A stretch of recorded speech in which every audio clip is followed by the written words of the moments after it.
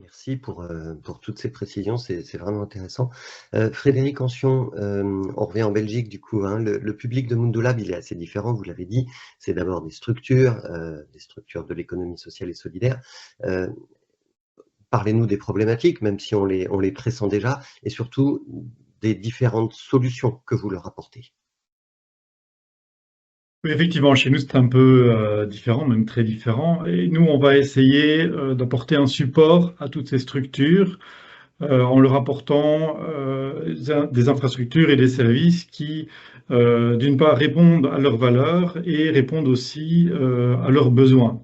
Il faut savoir que beaucoup de ces petites structures, surtout les petites, hein, comme on en parlait, viennent de lieux qui sont mal localisés, peu durables, souvent chers, et qui donnent une image pas toujours excellente de leurs activités, hein, par rapport à leurs bailleurs de fonds, etc. Et donc, on essaie de leur apporter des lieux qui soient vraiment professionnels, bien localisés, et à des prix abordables. On va aussi essayer de travailler sur la communauté, parce que quand ils viennent chez nous, ils se retrouvent avec d'autres organisations qui partagent ces valeurs, qui sont complémentaires, avec lesquelles ils peuvent collaborer. On va essayer d'apporter beaucoup de convivialité dans ces lieux via l'aménagement. L'idée, c'est de donner envie à toutes ces personnes de venir travailler, d'échanger.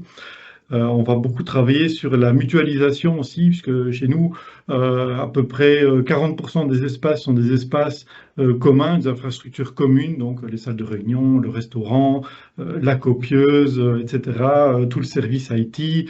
Voilà. Et donc, grâce à ça, on peut aussi faire des économies d'échelle et leur apporter toutes ces infrastructures et tous ces services professionnels à un prix abordable, puisque c'est un secteur qui a des moyens pas très élevés, en fait.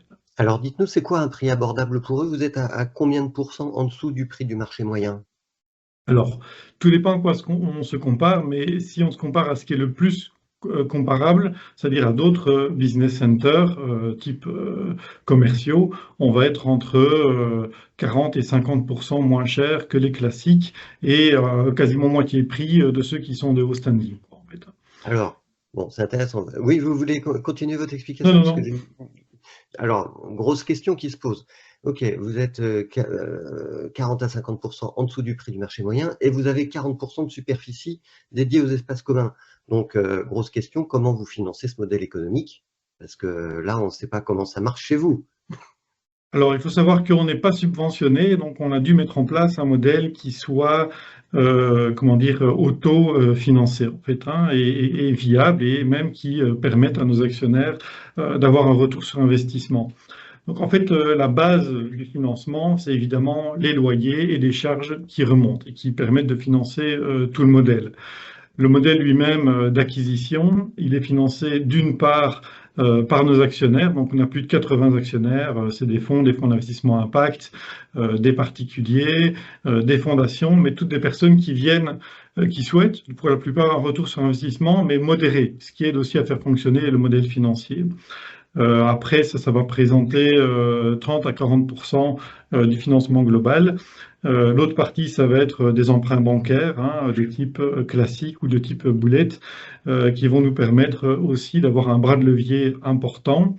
Et on a aussi un troisième élément qui permet encore d'accentuer ce bras de levier, qui est très utile, c'est qu'on fonctionne au niveau de chacun des projets, donc les filiales, de temps en temps avec un co-investisseur à la source, qui lui alors sera pas un co-investisseur à impact, et qu'on sortira après 6 ou 7 ans quand le projet fonctionnera bien, et sera tout à fait rentable, et qui pourra à ce moment-là être remplacé par du bancaire. Donc on essaie de utiliser tous les bras de levier qu'on a pour pouvoir développer ce modèle, qui est un modèle, comme je le disais, avec un haut besoin en capital. Il faut savoir que la valeur totale de nos actifs aujourd'hui est d'à peu près 50 millions d'euros. Et donc, dans notre secteur de l'impact, c'est pas facile de trouver autant de moyens. Merci pour ces explications. Je m'adresse à tout le monde, tous les participants, là on est plus d'une cinquantaine. Vous pouvez poser vos questions dans l'onglet chat, hein, et bien sûr on les compilera d'ici 20 minutes maintenant et on les posera à nos invités. Matteo, le modèle économique de Homes for All en Italie, il n'est pas équilibré non plus. Comment est-ce que vous faites? Non, il n'est pas équilibré. Et comment est-ce que nous faisons? Nous avons des revenus de la gestion directe étant adressée à des personnes à faible revenu n'est pas et pas les centres de nos revenus. Nous offrons des services pour des propriétés immobilières ou pour des groupes d'investisseurs. Et donc, nous sommes en train de développer tout le secteur de développement immobilier, c'est-à-dire faire rencontrer demande et offre. Pour faire des exemples, nous travaillons pour, par exemple, des ordres monastiques de l'Église catholique qui voient rétrécir, si pas disparaître, leur empreinte dans la ville, des ordres qui avaient des centaines de membres qui sont réduits à des dizaines et qui souhaitent finaliser en fonction sociale leur patrimoine foncier. Ou alors, comme je mentionnais avant, en voyant les similarités avec le travail de Stéphane, pour des groupes d'investisseurs qui ont besoin de créer du logement, c'est une partie qui va être encouragée aussi par les gouvernements, donc avec une détaxation très forte prochainement. On revient à un modèle, on le disait en préparant cette réunion, un peu fin 19e, du capitalisme paternaliste, mais bon, ça aide à adresser une question, pourquoi pas. Et voilà, alors et après, nous achetons des immeubles que nous remettons en condition, c'est-à-dire que leur valeur patrimoniale augmente quand ils sont dans notre portefeuille. Donc, c'est pas un revenu comme flux, mais c'est un accroissement du patrimoine. Et si les conditions sont favorables, nous avons non plus comme but d'être propriétaire en permanence, ni que notre locataire soit locataire en permanence. S'il y a l'occasion d'une valorisation, nous remettons l'immeuble sur les marchés et nous répartons pour une valorisation avec des autres. Et là, alors, il y a une gagne foncière, disons. On achète parfois souvent en regardant les projets de développement de ville, donc avec un critère des locations qui est très semblable à celui d'un investisseur immobilier traditionnel du marché. Et aujourd'hui, la valeur du patrimoine immobilier qui est le vôtre, il est de combien? Je dois revoir la chiffre sur ça. D'accord. Ah, j'avais pas prévu. Je vais le dire après. Oui, d'accord, vous le direz. Ok. Stéphane Dulon, comment il fonctionne le modèle économique de Résidétape? Et puis vous nous direz du coup après quelle est la place de Novétape? Voilà.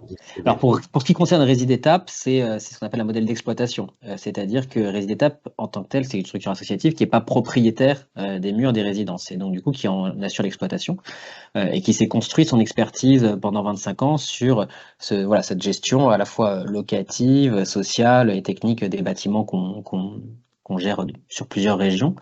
Et donc ça, aujourd'hui, c'est un modèle assez simple. C'est que notre chiffre d'affaires, c'est les loyers, c'est les recettes directes qui sont encaissées auprès des habitants. Donc ça représente à peu près 12 millions d'euros par an, et dont une part est solvabilisée par l'APL, puisque en France, les personnes qui ont des revenus faibles, pour faire simple, en dessous du SMIC, bénéficient d'une aide au logement qui leur est versée, enfin qui nous est versée d'ailleurs, pour leur permettre de solvabiliser leur situation vis-à-vis du logement. Et puis face à ça, on a nos charges d'exploitation.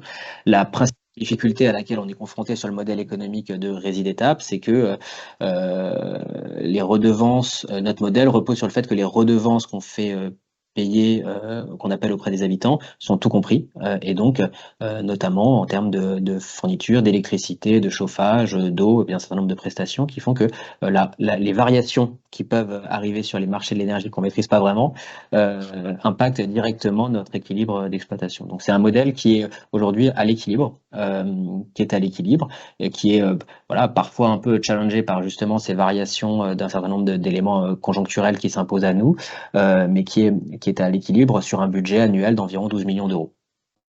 Ça, c'est la dimension exploitation.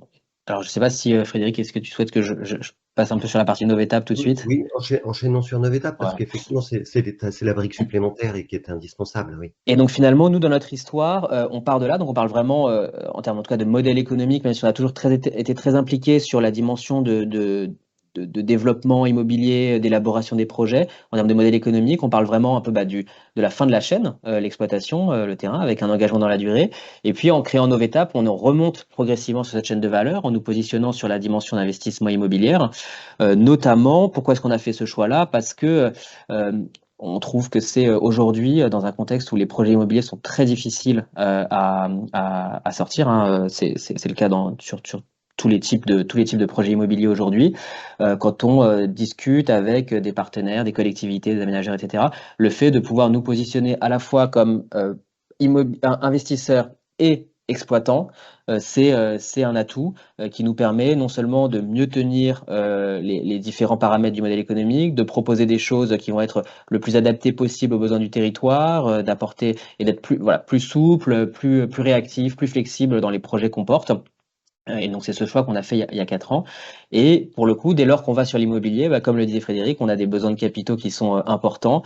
Et c'est pour ça que depuis 3 ans, on s'est tourné vers les acteurs de la finance solidaire pour pouvoir investir des fonds propres dans les opérations immobilières qui vont ensuite avoir un effet de levier puisque, alors nous comme on est des acteurs du logement à vocation sociale, on peut bénéficier, nos offres et nos projets immobiliers peuvent bénéficier d'aides sous forme de subventions de l'État ou des collectivités locales. Ça dépend un peu de tous les territoires, notamment pour ce qui concerne les collectivités locales.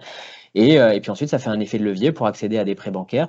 Mais là aussi, on est en partie aidé puisque dans le monde du logement abordable en France, il y a des acteurs qui nous permettent d'avoir des financements aidés, dans le sens où c'est des financements de longue durée et à taux maîtrisé, notamment au travers de l'intervention de la Banque des Territoires.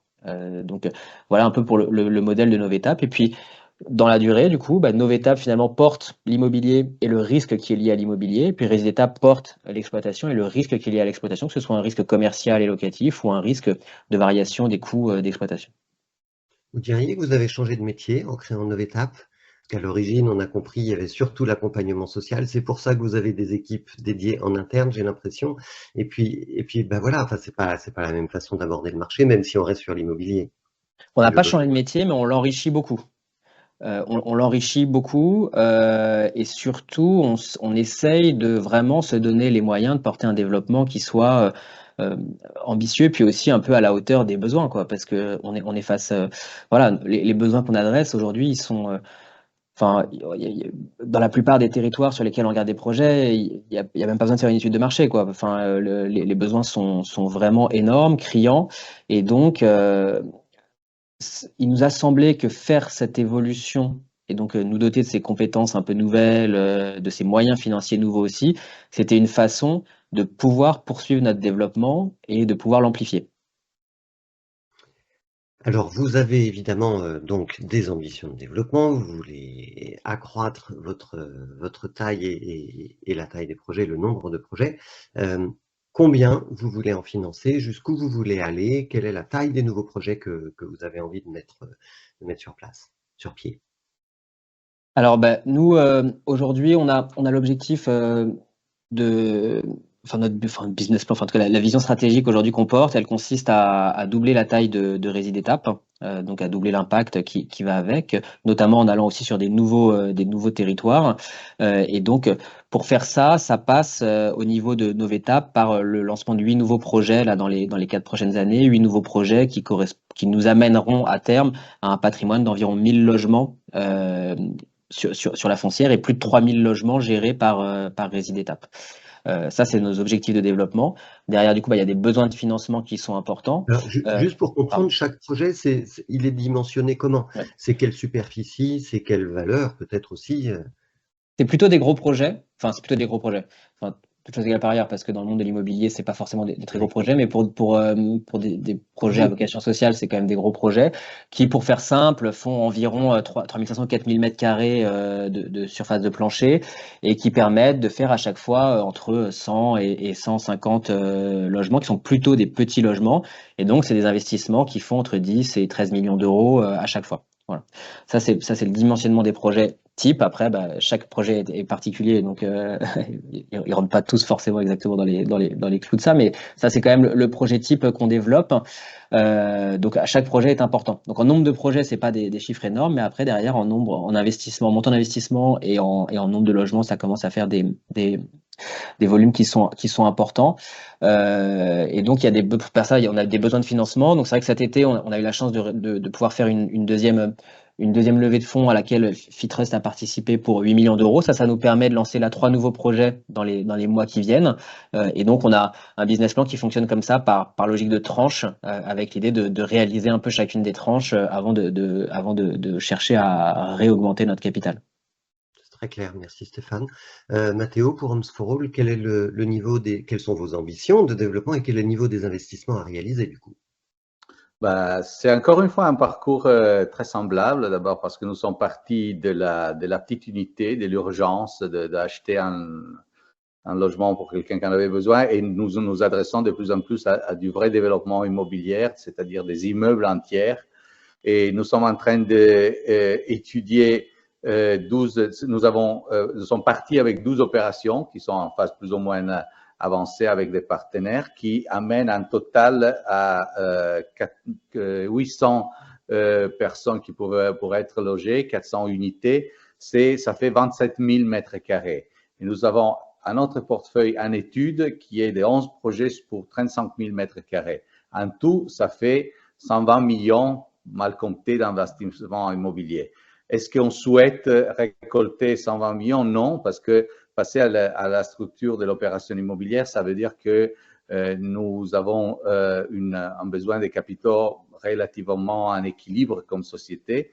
Nous avons maintenant besoin de capitaux pour les opérations foncières que nous sommes en train de développer, qui a une autre structure. Donc, c'est pas agrandir encore Homes for All à la taille que je mentionnais, mais créer une espèce de galaxie de sociétés qui sont créées pour chaque opération, des sociétés, des véhicules spécifiques et qui cherchent leurs propres finances et leurs propres partenariats.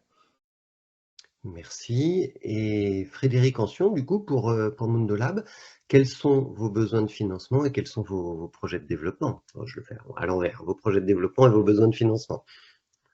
Eh bien, l'idée, c'est actuellement, à Bruxelles, on a vraiment beaucoup de demandes qu'on doit refuser. Il faut savoir que Bruxelles est un peu une fourmilière d'organisations en tous sens, qu'elles soient belges, européennes, régionales. Beaucoup de demandes de superficie, hein. C'est pas des demandes, c'est pas des financeurs qui frappent à votre porte que vous refusez, on est d'accord, hein. Exactement. Eux, on ne les refuse pas. Enfin, on ne sait jamais, mais jusqu'à présent, non. Et effectivement, c'est des locataires qui frappent à notre porte, enfin, des futurs locataires, des potentiels locataires, et dont on est bien malheureux de devoir dire qu'on n'a plus d'espace disponible, en tout cas pas dans ce qu'ils recherchent.